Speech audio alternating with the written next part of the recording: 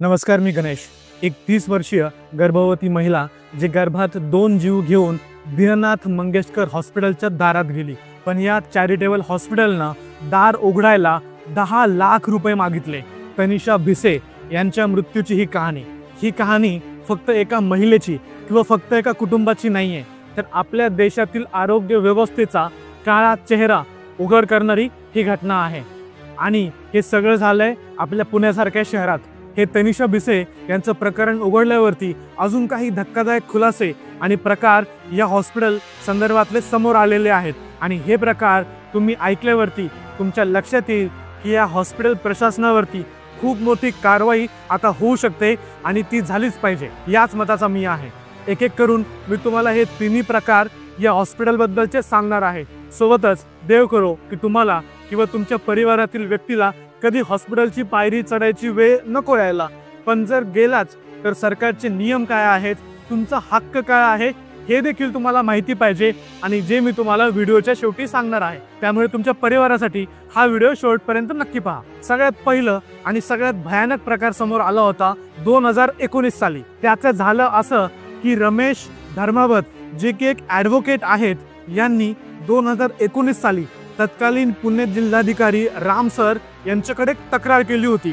त्या तक्रारीत त्यांनी नमूद केलं होतं की हे जे दीनानाथ मंगेशकर हॉस्पिटल आहे तिथं आउट पेशंट डिपार्टमेंट चार्जेस म्हणजे जो बाह्यरुग्ण विभाग असतो ना, त्याची फीज 20 रुपये असायला हवी होती। पण का?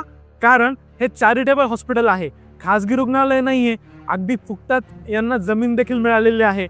तर या विभागात 20 रुपये फीजच्या ऐवजी या हॉस्पिटलनं 600 रुपये फीज पेशंटकडून हे वसूल करत होते। म्हणजेच विचार करा, 20 रुपये कुठं आणि 600 रुपये कुठं, 30 पट जास्त फीज हे हॉस्पिटल सामान्य गोरगरीब नागरिकांकडून, त्या रुग्णांकडून वसूल करत होते, आणि अव्वाच्या सव्वा पैसे हे या गोरगरिबांकडून लुटत होते। आणि यामध्ये जवळजवळ 100 करोडचा घपला या लोकांनी केला।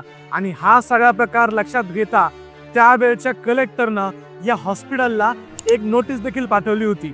या नोटीसमध्ये त्यांनी स्पष्टपणे नमूद केलं आहे की त्यांनी जनतेचा 100 कोटी रुपयांचा पैसा शासनाच्या खात्यामध्ये परत जमा करावा, कारण तो पैसा जनतेचा आहे आणि तो शासनाकडे परत आलाच पाहिजे। दुसरा अजून एक प्रकार समोर आला होता। प्रत्येक धर्मदाय रुग्णालयाला त्याच्या उत्पन्नाच्या 2% निधी निर्धन आणि अल्प उत्पन्न गटातील रुग्णांच्या उपचारासाठी राखीव ठेवावा असा नियम आपल्या सरकारचा आहे।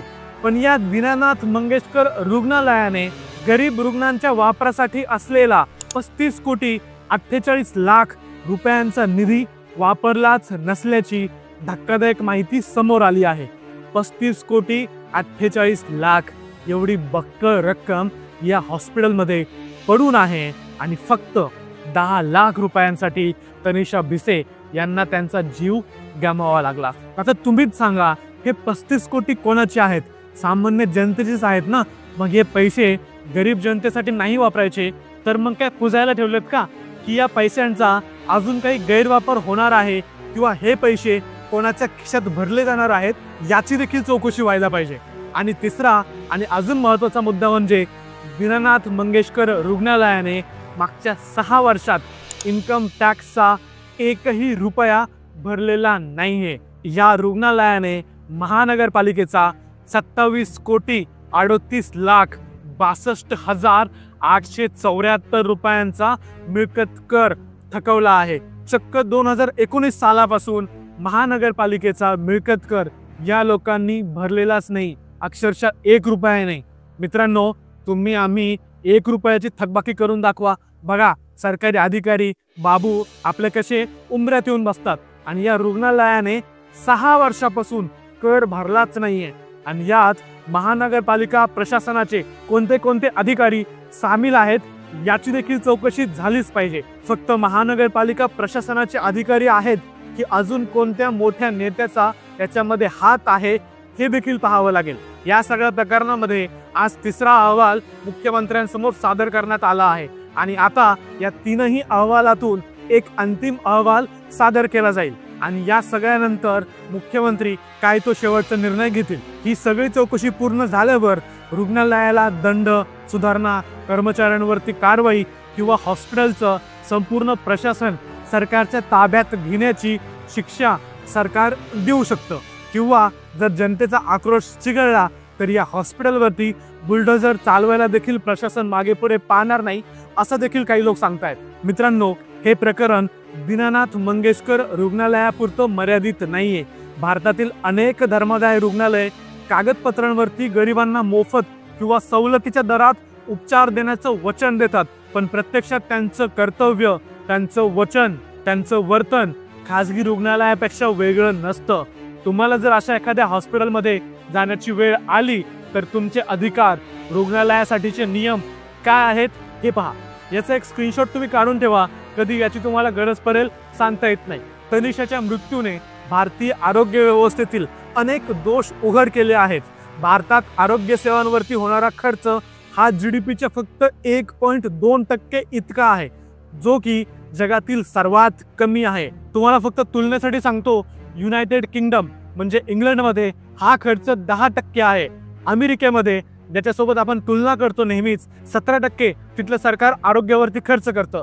याचा परिणाम असा की भारतातील 70% आरोग्य खर्च लोकांना स्वतःच्या खिशातून करावा लागतो. यामुळे अनेक कुटुंब कर्जात बुडतात किंवा उपचारच घेत नाहीत. जर पैशांपेक्षा माणसाचा जीव महत्त्वाचा आहे तर मग तनिषाला किंवा त्यांच्यासारख्या बाकी लोकांना जीव का गमावावा लागतो? आता त्या ताईच्या जुळ्या मुली आईशिवायच मोठे होतील आणि त्यांच्या कुटुंबाला आयुष्यभर दुःखातच राहावं लागेल. या सगळ्या प्रकरणावरती तुमचं काय मत आहे मला कमेंट करून कळवा. या रुग्णालयावरती आपलं सरकार काय कारवाई करेल असं तुम्हाला वाटतं हे देखील मला कळवा. आणि तुम्ही जर बोल मराठी या यूट्यूब चॅनलला आत्तापर्यंत सबस्क्राईब केलं नसेल तर लगेच चॅनल सबस्क्राईब करा, कारण आम्ही तुमच्या माहितीचे, तुमच्या हक्कांचे रोज नवनवीन व्हिडिओज घेऊन येत असतो. धन्यवाद. जय महाराष्ट्र.